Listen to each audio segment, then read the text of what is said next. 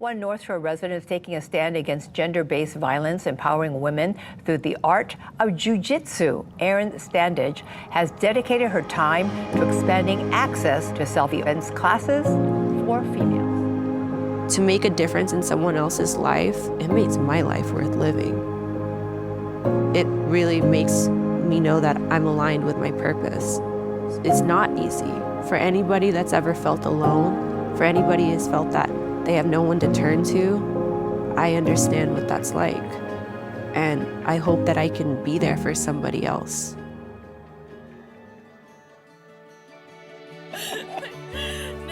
Open your eyes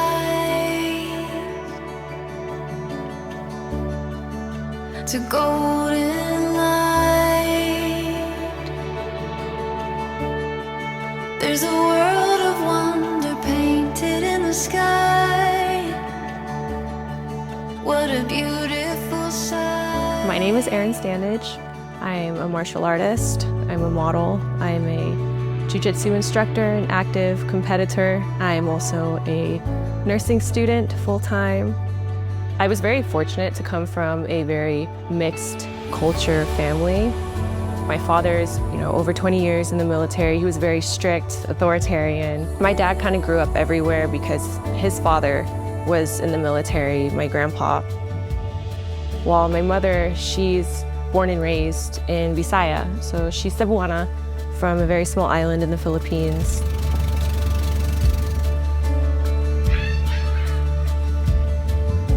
My mom's a gangster. Like, you could put her in the jungle, come back in a week, she's gonna have shelter, food, clothes. Because where we come from in the Philippines, there's no electricity, there's no running water, So it's very different, my parents' backgrounds, and so I was very fortunate in some way. When we grew up, we never lived in one spot. We moved around. So it's like where I was born, where I went to school, where I ended school, they're all different places. It's kind of hard when people ask me like, oh, where are you from? I'm like, how do I answer this without telling you my whole life story? For the most part, I think I was like a pretty quiet kid. I have more like negative memories. From the outside, everything looked fine, especially with my dad's militaristic perspectives. Everything had to be right. Everything had to be good. What people didn't know, what was going on behind closed doors, is my dad used to beat the shit out of us. And my mom, being where she's from, it's very familial. You stay close and you just have to deal with it. And my mom would always remind us how lucky we are to be here. Granted, that's why it made it really hard for me to ever complain about what I was having to deal with. My caretaker was also my oppressor. My caretaker was also my abuser. It was hard, and it kind of, you paint this narrative like, I don't know who to trust. And it really gives you an askew reality of what a healthy relationship is.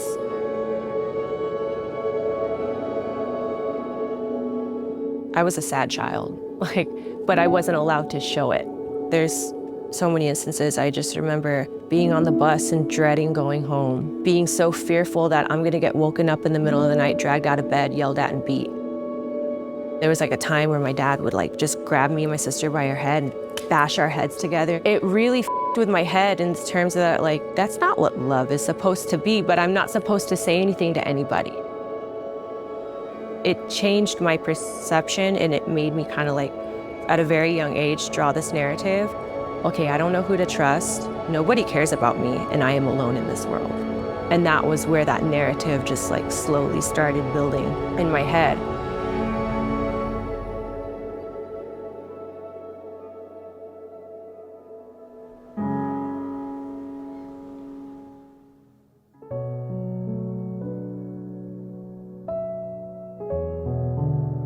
I was very lucky in that my parents are really big on music. Music to me was like therapy. Music has saved me in so many ways. Finding somebody that can put into words how you feel, and you're like, wow, they get it. That was what music did for me. In 4th grade, I remember that was when I really started getting into journaling and getting into writing. And I would write poetry. And that turned out to be, like an escape for the meantime, to kind of help get my mind off of what was really going on behind closed doors at home. I didn't even know what depression was at the time, but that's totally what I was feeling. I didn't know who to trust, and I just had to internalize my pain. I fully believe that when you're under chronic stress, it can manifest as other diseases in the body. And when I was 15, I was diagnosed with stage 2 Hodgkin's lymphoma, which is a type of cancer. That was the first time in my life that I really had to face my own mortality. Like really think that, oh, okay, like you might not see tomorrow. Like death does happen and it's gonna happen to all of us. I just didn't think about that for myself ever before. Because of where I was mentally at in that time, I felt a little bit of sadness, but I think it was more so like release. Like I get to be free of all this. I believe that our hardest lessons can also be our greatest teachers. And that moment really taught me a lot about myself. It taught me a lot about life, about how I view others.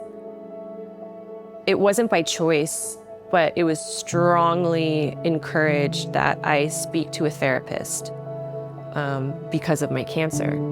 I had years of, that I should have gone to therapy before that. So it was actually really nice for me to talk to somebody finally.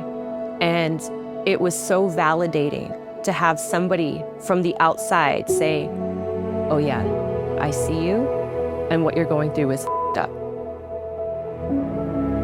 Music really helped me. Breath work, meditation, and inadvertently, I would always pray. I would always talk to God. I talk to God all the time. Even as a kid, I used to, ask God, please take me away from this. Please get me out of here, please. Finally found out I was cancer-free after a year of treatment, and I had to go back to school. I was 16, and I just did not relate to any of the kids in high school anymore. I was given an opportunity to graduate. I left early and I was able to enroll myself into college. So I was 16, I was going to community college, and I had a job. It all happened pretty fast, it was just, I was given a new lease on life, and I was just ready to experience the world. Like I feel like I was just in my own world by that time. When I was already out of cancer and I'm in college, I got a job, Texas has this really cool law that if you're 17, you're considered an adult. Once I found that out, I started making my plan. Like, okay, I'm moving out. The week I turned 17, I put all of my clothes in 2 black trash bags, and I took family photos, and that was all I had. And that was all I had when I left. And when I was living on my own, I was just looking for friends. I was looking for, my tribe.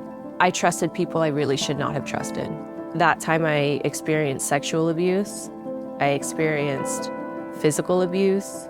And that further painted that narrative in my mind that people cannot be trusted. I have no one to trust. I am alone in this world and no one gives a shit.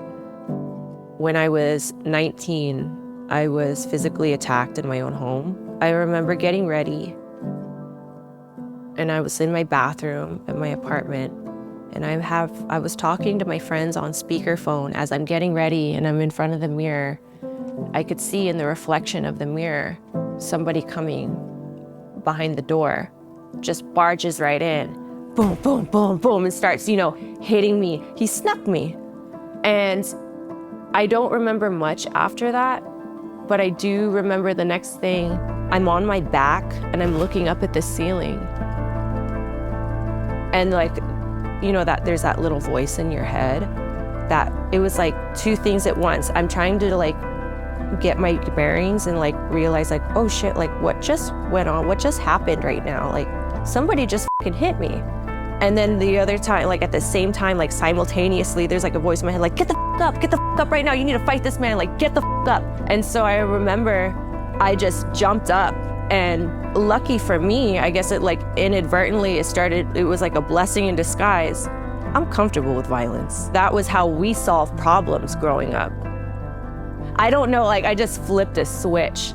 I'm throwing everything I got. Like I'm gonna fight for my life because it's either me or him, and I'm gonna make sure it's not me.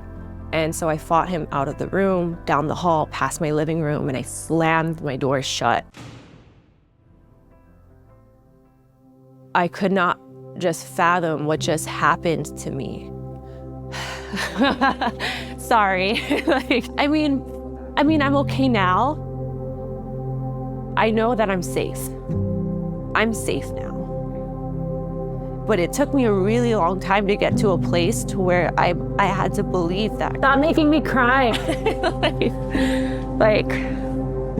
Sorry. I've had to internalize it for so long. I've had to like just grin and bear it. Like, you know, like I'm gonna keep it all to myself. It was so bad. It was debilitating. It was to the point where it's like, if life is just gonna be pain and suffering, I don't wanna be in it.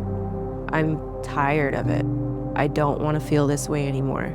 And so I made the decision that I'm gonna leave this world.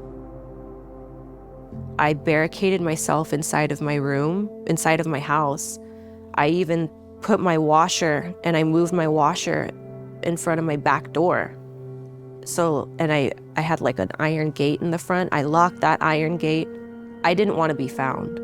And I ingested an entire bottle of hydrocodone.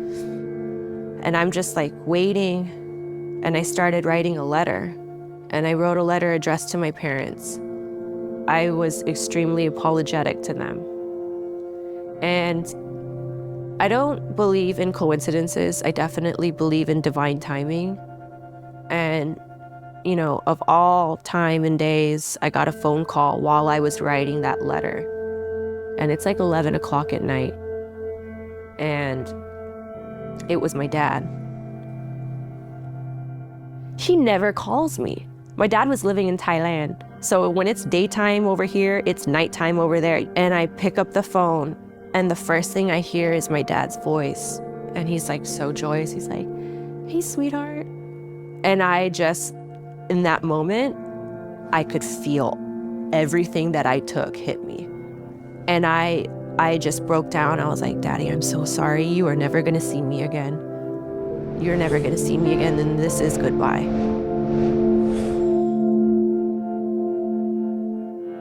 My dad hung up the phone, called my older sister, and was like, "Hey, you need to call 911 immediately, and you have to have them go to Erin's house." My dad saved me from across the world through a phone call. Like, of all times, you're gonna call me, and this is when you call me. They used my letter as evidence to put me into an institution. I remember when they transferred me, they had to put me in an ambulance and take me over there. The guy who was in the ambulance was a guy I went to high school with. I immediately just felt embarrassment, and I felt shame. He was asking me a question that he already knew the answer to, and he was like, "What happened?" And I was so ashamed that I didn't want to admit it. I was so angry at myself for foiling this plan. You know, I'm just like, I lied. I was like, "I don't know. They said that I tried to kill myself, but it's not true." And I didn't realize what he was holding on his clipboard was my letter. He knew exactly what and I wasn't ready to admit that. I just went to the meetings because I wanted to get the out of there. Like, I was so set. Like, I feel anger. I feel pain. I wasn't ready to change, you know? It really took me a while. After a few days in there, I remember one of them was telling me, like, "What are you doing in here? You don't belong here." You know, I'm like, "Fuck, maybe I really don't." You know, it really puts your life into, like, I had to look at myself from the outside. And, you know, you could do all the breath work. You can do all the yoga. You can do all the writing and listening to the music. But the one thing that I really lacked my whole life was that social connection, was for someone to really say, like, "Hey, I see you. You are not alone." And that was what I really needed. After that happened, like I really started, I started traveling the world. I'm going to Cambodia, I'm going to Thailand, and I'm gonna stay there for a long time. I'm gonna go back home to the Philippines. I wanna be around people that actually really love me. I had to be my own hero, like I really had to just make that conscious effort to erase that narrative. People can be trusted. There are good people in this world. I had to really search, and I had to be patient. It took me, sorry, it's hard for me to... Pulling back. It took me years to figure that out. I had to stick through the storm for so long, and I had to hold on to that faith that it gets better, because now it's better than I ever could have imagined. Since I was a kid, I would ask God, please get me out of here. Please, I don't want to feel alone anymore. And then I realized, like, I've talked to God for so long, and when I look at my life and the things that I've experienced, He really is talking back. He talks back to me.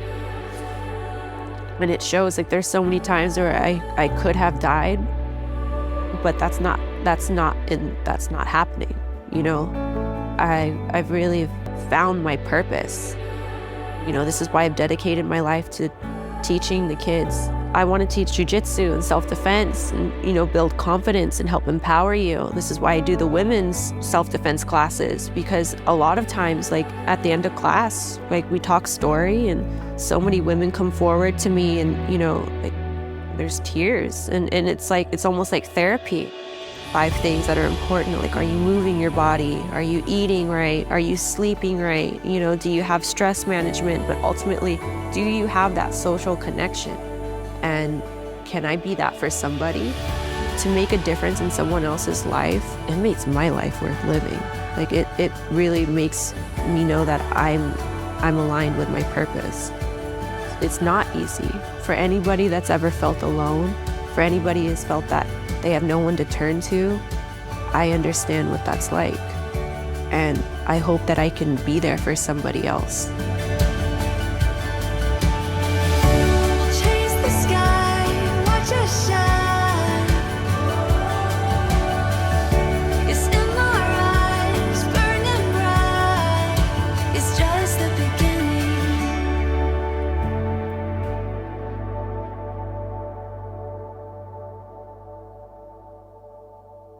If I could speak to my younger self, the first thing I would do was I would give her a big hug. I would tell her that you are loved, it will get better, and you just have to just continue to fight the good fight. And you will find your tribe one day.